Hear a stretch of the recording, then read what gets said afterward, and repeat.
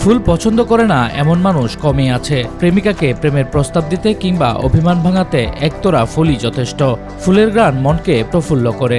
তবে এমন এক ফুল আছে যার গন্ধ নয়, দুর্গন্ধ আপনাকে কাছে ঘেঁষতে দেবে না। ফুলের শরীর থেকে পচা মাংসের গন্ধ বের হয়, কোনো কীট পতঙ্গ পর্যন্ত কাছে যেতে পারে না। বিশ্বের সবচেয়ে বড় ফুল রেফ্লেসিয়া আন্ড্রেলি বা মৃতদেহের ফুল।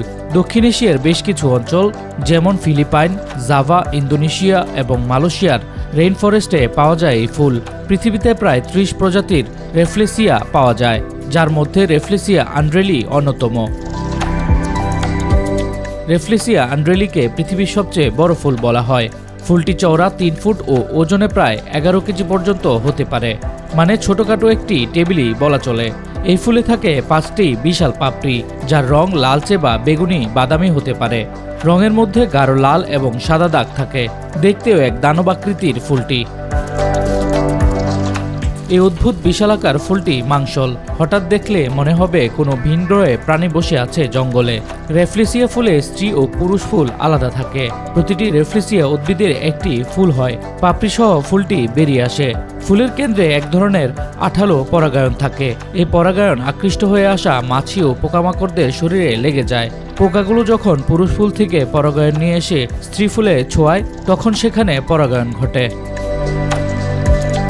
পরাগায়ন সফল হলে ফুলের ভেতরে ফল ও বীজ তৈরি হয়। এই ফল মাটিতে পড়ে এবং এ থেকে বীজ তৈরি হয়ে পরে প্রজন্মে রেফ্লেসিয়া উদ্ভিদ আসলে পরগাছা জন্ম হয়।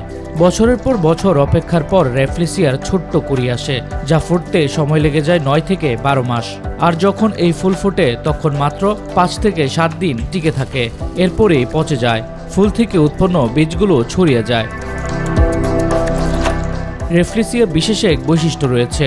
বিশেষ এই ফুলের কোনো লতাপাতা বা শিকড় কিছুই নেই, অর্থাৎ এটি কেবলই একটি পরগাছা ফুল, কোনো উদ্ভিদ নয়। কাজেই এর বেঁচে থাকার জন্য শুধু রেইন ফরেস্টেই জন্ম হয়। মাংসলেই অদ্ভুত ফুলের পচা গন্ধ পোকামাকড়, বিশেষ করে মাংসখেকো মাছি, খুবরে পোকা ও কেঁচোর মতো পোকামাকড়গুলোকে আকর্ষণ করে। রেফ্লেসিয়া আন্ড্রেলি কিন্তু কেবল পচা গন্ধ নয়, তাপও উৎপন্ন করে।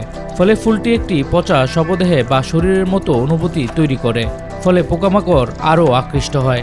এখান থেকে এসেছে মৃতদেহের ফুল নাম। বর্তমানে রেফ্লেসিয়ার বাসযোগ্য পরিবেশের অভাব ও পর্যটকদের আনাগোনা বেড়ে যাওয়ায় ধীরে ধীরে ফুলটি বিলুপ্তির দিকে এগিয়ে যাচ্ছে।